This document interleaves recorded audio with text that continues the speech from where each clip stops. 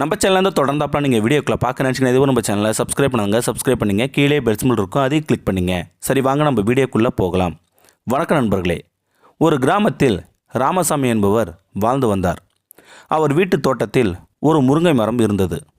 வாரம் ஒரு முறை முருங்கை காய்களை பறித்து பையில் நிரப்பி தோளில் வைத்து கொண்டு 9 கிலோமீட்டருக்கு அப்பால் இருக்கும் டவுன் வரை நடந்தே சென்று ரெகுலராக ஒரு மளிகை கடையில் விற்றுவிட்டு வருவது வழக்கம். அந்த ராமசாமிக்கு முருங்கைக்காயை கொடுத்துவிட்டு அதற்கு பதிலாக அரிசி, பருப்பு, சர்க்கரை போன்ற வீட்டுக்கு தேவையான பொருட்களை வாங்கி வருவார் ராமசாமி.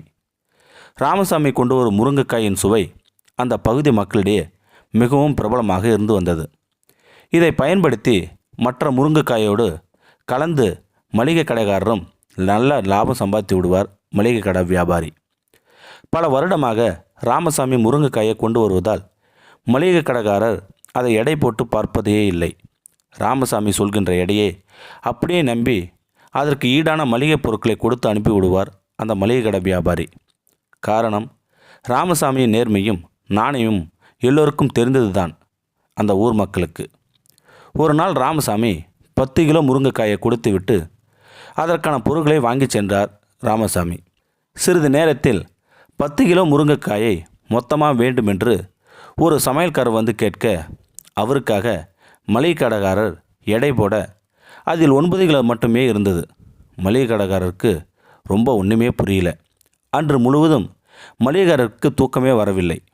ராமசாமி மீது எவ்வளோ நம்பிக்கை வைத்திருந்தோம், இவ்வளோ பெரிய நம்பிக்கை துரோகம் செய்து விட்டாரே என்று அன்று முழுவதும் தூங்காமல் அவர் வந்தால் நம்ம கேட்டே ஆக வேண்டும் என்று ரொம்ப கடும் கோபத்தோடு இருந்தார் அந்த மளிகை கடை வியாபாரி.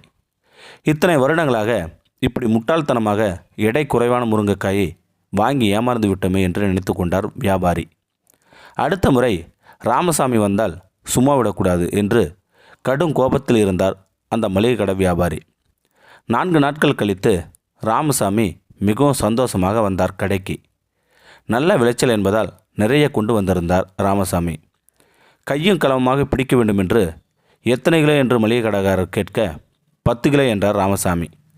அவர் முன்னாலேயே எடை போட்டு பார்க்க 9 கிலோ தான் இருந்து வந்தது. வந்த கோபத்தில் மளிகைக்காரர் பலார் என ராமசாமி கன்னத்தில் அறைந்து விட்டார். இத்தனை வருஷமாக இப்படி தான் ஏமாற்றிட்டு இருக்கியா? கிராமத்துக்காரங்க ஏமாற்ற மாட்டாங்கன்னு நம்பி தானே எடை போடாமல் அப்படியே வாங்கிட்டேன். இப்படி துரோகம் பண்ணிட்டியே, சீ என துப்ப நிலைகுலைந்து போனார் ராமசாமி. ஐயா, என்னை மன்னிச்சிடுங்க. நான் ரொம்ப ஏழை. எடைக்கல் வாங்குகிற அளவுக்கு கூட என்கிட்ட காசு இல்லைங்க. ஒவ்வொரு முறையும் நீங்கள் கொடுக்குற 1 கிலோ பருப்பை ஒரு தட்டுலையும் இன்னொரு தட்டில் முருங்கைக்காயும் வச்சு தான் எடை போட்டு கொண்டு வருவேன். இதை தவிர வேறு எதுவுமே தெரியாதுங்க என்று காலை பிடித்து அழ ஆரம்பித்து விட்டார் அந்த வயதான ராமசாமி. மளிகைக்காரருக்கு செருப்பால் அடித்தது போல் இருந்தது கன்னத்தில். தான் செய்த துரோகம் தனக்கே வந்ததை உணர்ந்தார் அந்த மளிகை கடைக்காரர். இத்தனை வருடங்களாக ராமசாமி ஏமாற்ற நினைத்த மளிகைக்காரரும் அவருக்கே தெரியாமல் ஏமாந்து கொண்டு தான் இருந்திருக்கிறார் என்பது தெளிவானது அந்த மளிகைக்காரருக்கு. இதுதான் உலக நியதி. நாம் எதை தருகிறோமோ அதை தான் நமக்கு திரும்பி வரும். நல்லதை தந்தால் நல்லது வரும், தீமையை தந்தால் தீமை வரும். வருகின்ற காலங்கள் வேண்டுமானால் தாமதமாகலாம், ஆனால் நிச்சயம் வரும். ஆகவே நல்லதை மட்டும் தருவோம், நல்லதை மட்டும் விதைப்போம். இந்த வீடியோ பற்றி கருத்தை கீழே இருக்கிற கமெண்ட் செக்ஷனில் சொல்லுங்கள். அப்படியே நம்மளுடைய சேனலை சப்ஸ்கிரைப் பண்ணுங்க. கீழே பெல் சிம்பிள் இருக்கும், அதையும் கிளிக் பண்ணுங்கள். தேங்க்யூ ஃபார் வாட்சிங்.